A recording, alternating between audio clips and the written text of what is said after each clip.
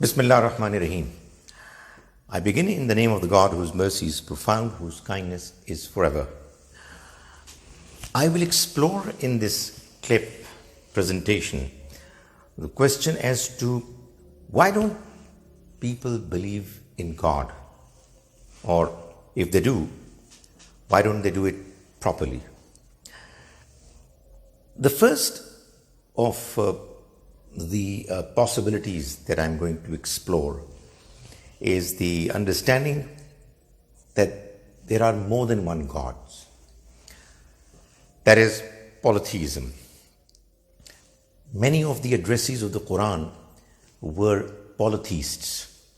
They were the ones who believed that there are many gods. However, a closer look at this understanding suggests that polytheism is basically an offshoot of belief in God. The Quran says, for example, in chapter 29, verse 61, it asks the addressees, وَلَئِنْ سَأَلْتَهُمْ, if, O Prophet, you were to ask them, مَنْ خَلَقَ السَّمَاوَاتِ وَالْأَرْضِ, who's the one who created the heavens and the earth? وَسَخَّرَ الشَّمْسَ وَالْقَمَرَ, and the sun and the moon. لَيَقُولُنَّ اللَّهُ, they would certainly say that it's God who has created them. فَأَنَّا يُؤْفَكُونَ, then where are they turning away? That is, after having believed in this understanding so clearly, why is it that they are drifting away? The Quran tells us that there is neither any intellectual argument supporting polytheism, supporting the claim that there are more gods than one. And the Quran goes at length to destroy all kinds of intellectual arguments, if there are any. But there were people who were making claims, and therefore those flimsy arguments were to be destroyed. The Quran mentions, for example, that this whole entire system is functioning in a way that there aren't any conflicts. It's one system, one control, one discipline. How is it possible, if there were more than one God, that the system could have functioned as smoothly as we see it happening? The Quran also insists that there is also no textual evidence to support the claim that God appointed, apart from him, some other junior gods, semi-gods, assistants, who also had some influence in the either creation of the heavens and the earth or in running the affairs of it. So the Quran completely denies that possibility. It seems that polytheism has been a deviation from the belief in one God of monotheism. When you believe in one God, you've got to be disciplined.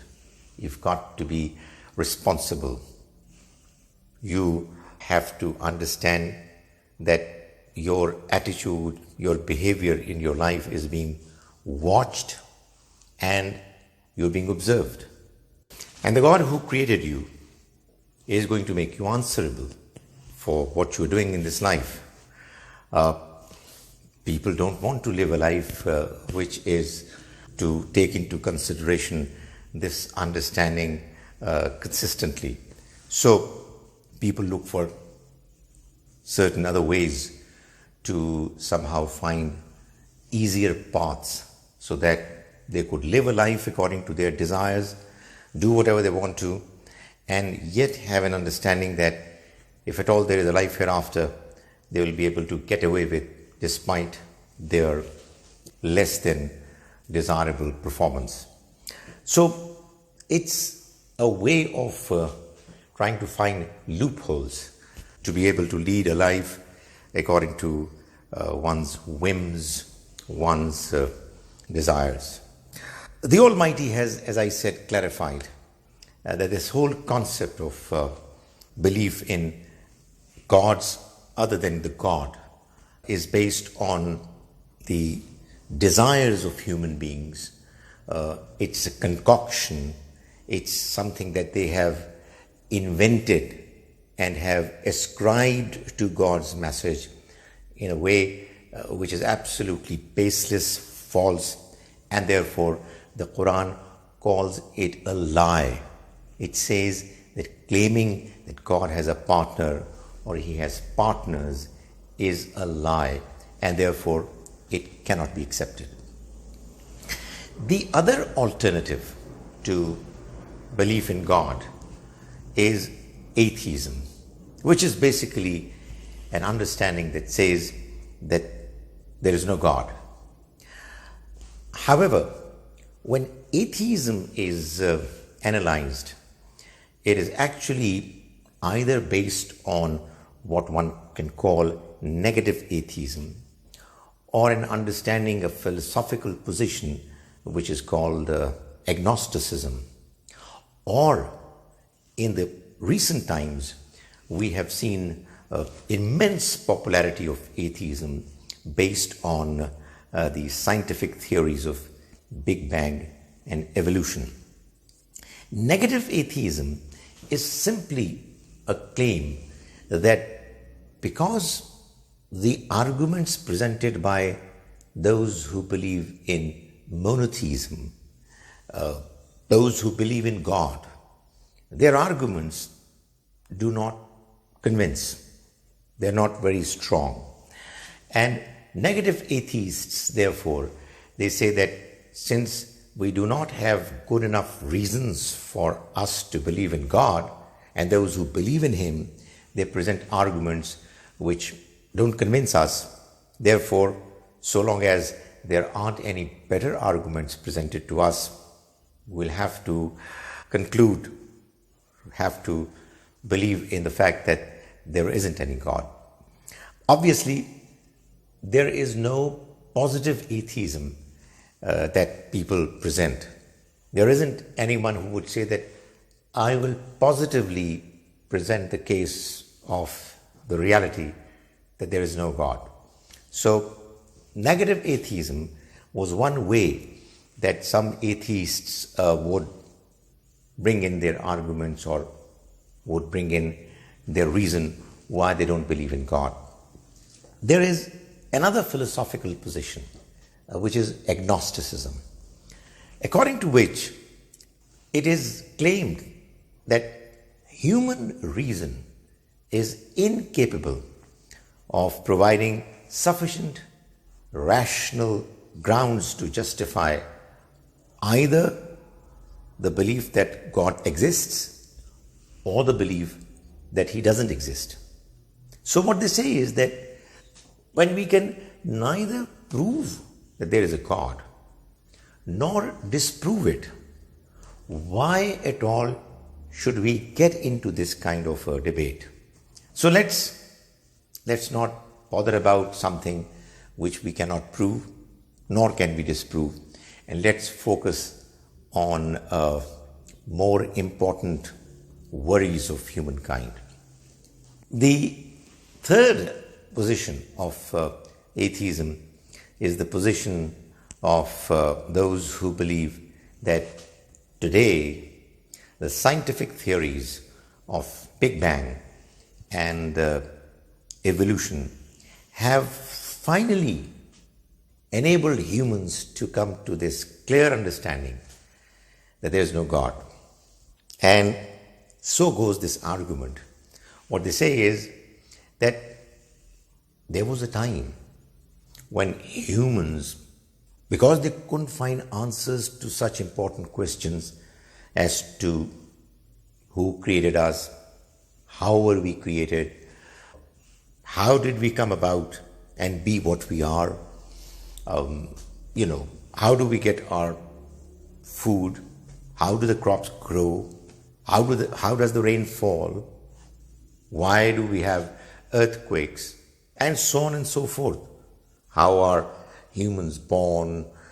And so many questions. Why are there so many diseases and epidemics, pandemics? And what's the solution to them? When humans found themselves incapable of answering such important questions, such challenges that they confronted in life, and they didn't have many convincing responses. They took refuge first in the concept of many gods, and then in the concept of one God. But those who are atheists now, they say that the problem has been solved by the theory of Big Bang and the theory of evolution. We now know answers to each and every question that led humans to believe in God, gods or one God. We now know that there was one point in time in the past when it all started happening. There was a big explosion, a big bang. And then things started happening gradually. It was a long process journey of evolution which enabled different parts of this world to go through a process of changes from one stage to another to reach the stage that they are in now. This happened to humans as well. Humans went through this process of evolution in a way that to begin with, they were in a very crude form, and then they went through this process, and after a very long time, their physical existence, their physical body, it improved in the way it appeared. And this also happened in the case of their intellect, their way of thinking, etc. So now, human beings know, they've got answers to these important questions as to how did we get created, and how have we become what we are as humans now. We know the answers to the question as to how does the rain fall, how do the crops grow, why do diseases take place, what are their cures and solutions, etc. So all those questions that humans found themselves incapable of answering are now answered adequately and convincingly by the modern science. And therefore, religion and God have outlived their utility, and we don't need them anymore. That has led to a large number of modern humans to drift away from the concept of God. In fact, to reject it clearly and confidently. So much so that they not only reject belief in God, they invite those religious people who believe in God and religion to leave their old-fashioned belief and come to the light of the modern times, which has enabled humans to understand for the first time as to what the reality of this life is, and how have things happened and how are they happening the way they are happening. So, does it mean that atheism has won the battle of arguments? Well, the answer is absolutely no. The fact is that the presentation of the Big Bang theory and the theory of evolution has been done in such a manner that it has been made to appear as if these two theories put together have answered all the questions about this life. The fact of the matter is that there are two important questions about this life. One is, how did life begin? And how did life take this present form the way it is? And how are the different problems that humans confront? Why do they happen? And what are their solutions? One can say with some degree of with confidence that indeed this answer to this question, how, is in many cases answered now far more convincingly by science and science-based knowledge than it was done ever before. However, the question about life was not just how. The question about life, more than how, was who. Who is doing it? And obviously, when you answer the question who, you also answer the question why. Surprisingly, the Big Bang Theory and the theory of evolution do not even talk about the question who. In fact, the impression that we get from the presenters of these two theories is that all these phenomena have been happening on their own. It's all happening on its own. There was a Big Bang that took place. Who did it? Nobody. It happened on its own. And then it started happening in a manner that things started getting into their respective positions, places. Humans also started evolving, and it all happened over a very long period of time. But who did it and why did he do it? No answers. It is as if the answer to the question how, it has been assumed, is also answering the question who and why. The fact of the matter is that the theory, the Big Bang Theory and the theory of evolution, they do not answer the question who and the question why. These questions, by far the more important questions about life, are answered by religion, by God's text, and they're answered clearly, convincingly, and confidently. The truth of the matter is that it is the Quran that clearly tells us that God created this entire existence and He caused things to happen the way they happen in order for humans to come about and become what they became.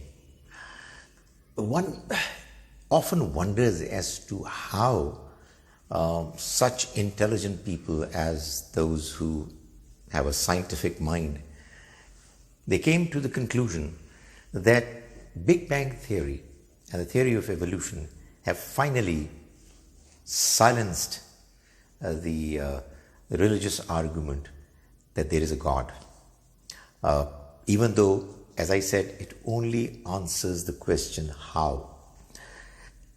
I think one of the reasons why these people come to this conclusion is that they believe that religion negates the possibility of evolution. But am I surprising you by telling you that the Quran actually presents evolution in a very clear manner? Not the Darwinian evolution, but an evolution which humans went through before they came about to become what they are.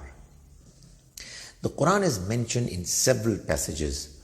For instance, in the 17th verse of Surah 71, Nuh, and the 32nd verse of the 53rd Surah, Surah An-Najm, that man was created from this dust, from clay. This is something that happened at the beginning time of, call it the evolution of humankind.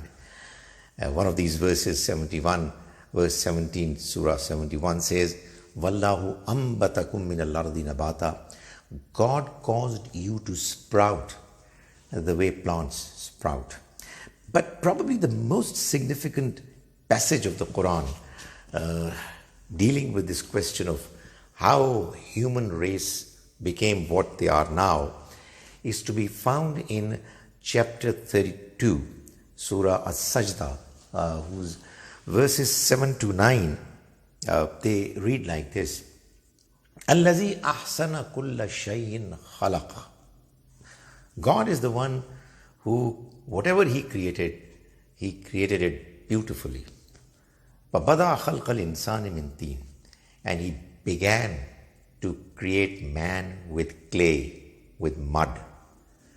ثُمَّ جَعَلَ نَسْلَهُ مِنْ سُلَالَةٍ مِّن مَّاءٍ مَهِينٍ. Thereafter, He continued His race through an ordinary drop of water. That is, there was a time when humans were created from dust, from clay, from the soil. And then came another stage when humans started getting created through a process of procreation that we now are aware of, through the mating of man and woman. And it is an ordinary drop of water fluid that causes humans to become what they are. And then God Almighty says, ثُمَّ سَوَّاهُ. Thereafter, He gave the race finishing touches, سَوَّاهُ. وَنَفَخَ فِيهِ مِنْ رُوحِي. And then I breathed into him my breath. Now this is a metaphorical expression, and what it means is explained in the next part. فَجَعَلَ لَكُمُ السَّمْعَ وَالْأَبْصَارَ وَالْأَفْئِدَةَ. So He gave you the ability to see, the ability to hear, and the ability to think and feel. قَلِيلًا مَا تَشْكُرُونَ. It's very little that you thank God. You are grateful to Him, but very little.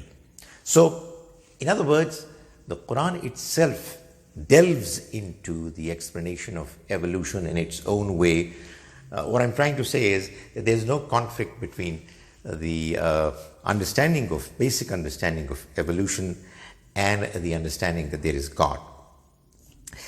The question is, why is it that the modern man, generally speaking, doesn't believe in God? What has caused humans to drift away from this belief, even though, as I've explained in my presentation on belief in God, that belief in God is a natural belief. We all have been given this inner understanding, appreciation of God. The reason is that humans have reacted to religion.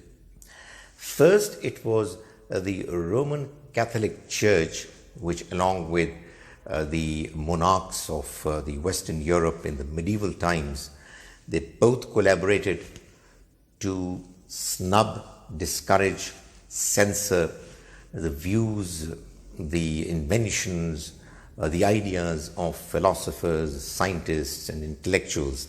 And it happened for a good number of centuries. A case in point is that of Galileo.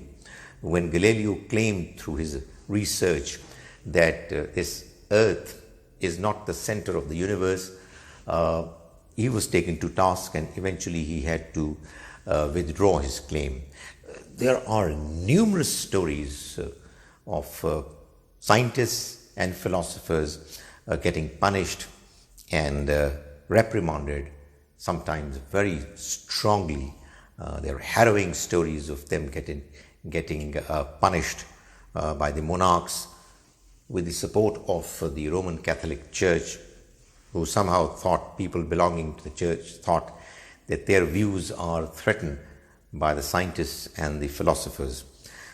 Eventually, when as a consequence of enlightenment and renaissance and industrial revolution and democracy and whatnot, the modern man was able to defeat the collaborative forces of the Roman Catholic Church and the kings and monarchs. This new world emerged, and this world, apart from many other things that they strongly believed in or were motivated to achieve, one of the things that they had in their spirit was a rejection of religion, which accompanied a rejection of God. So there is a history to it.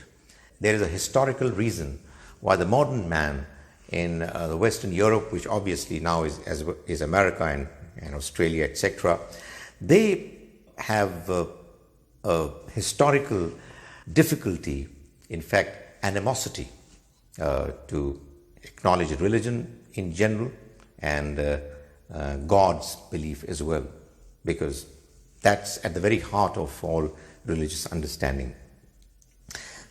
The role of causing people to be drawn away from religion and God, that was played by Roman Catholic Church, and by the way, they have evolved and they have changed their ways now to accommodate the modern mind and modern thinking, and that animosity and revelry has now lessened, and to quite an extent it has given way to some kind of cooperation.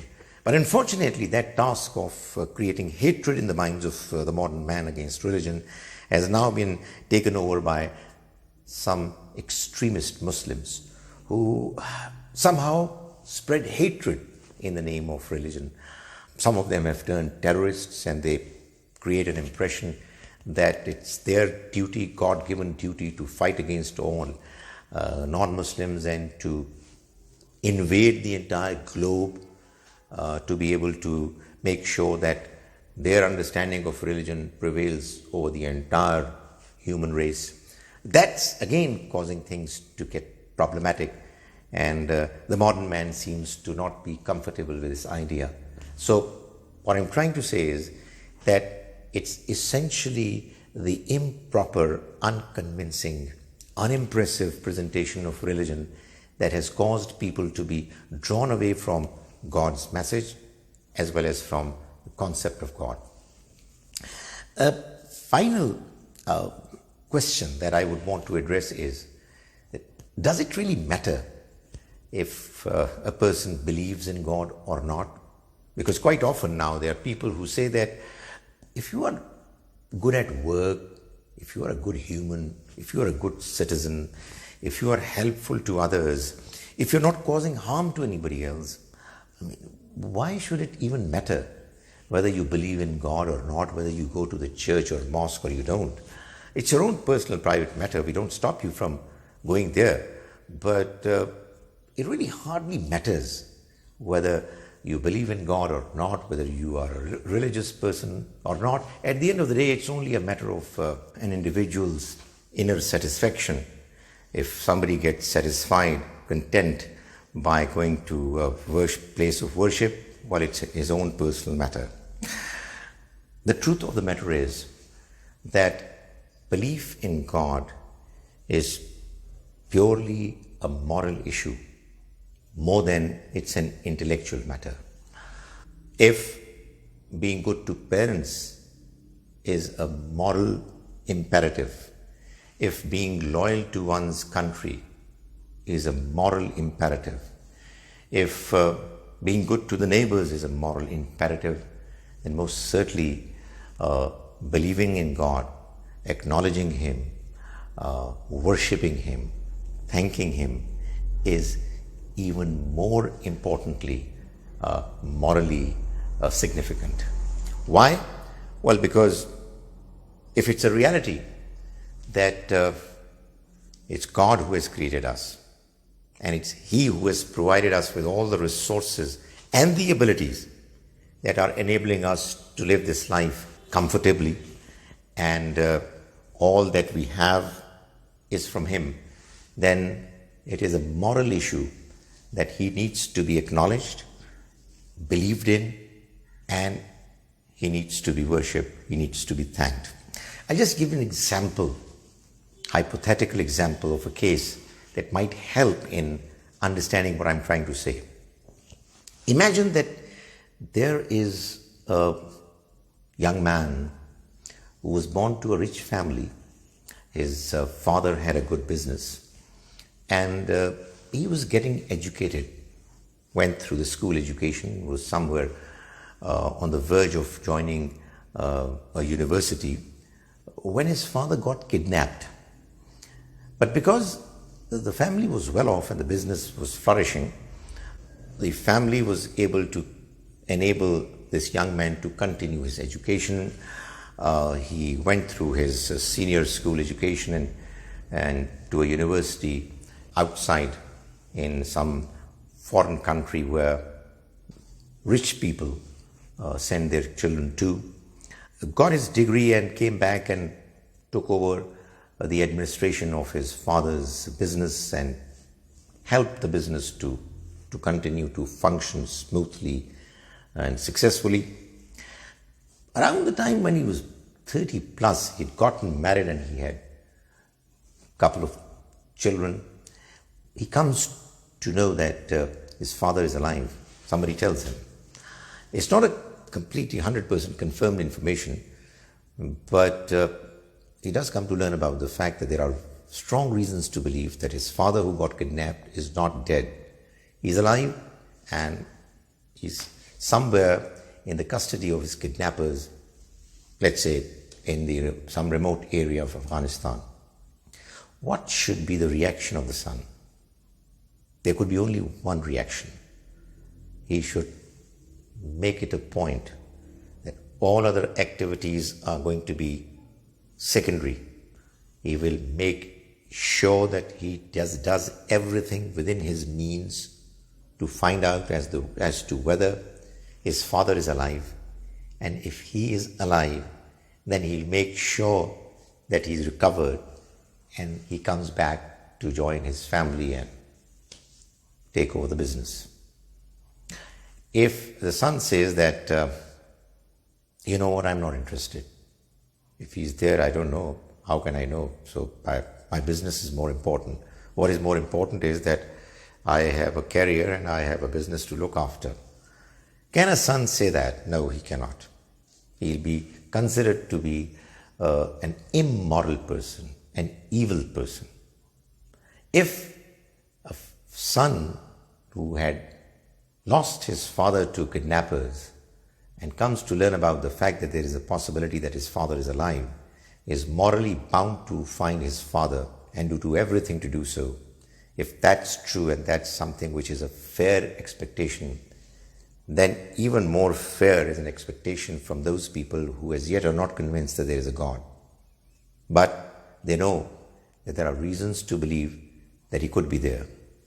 If those people who are atheists, they can feel confident that they desperately looked for God.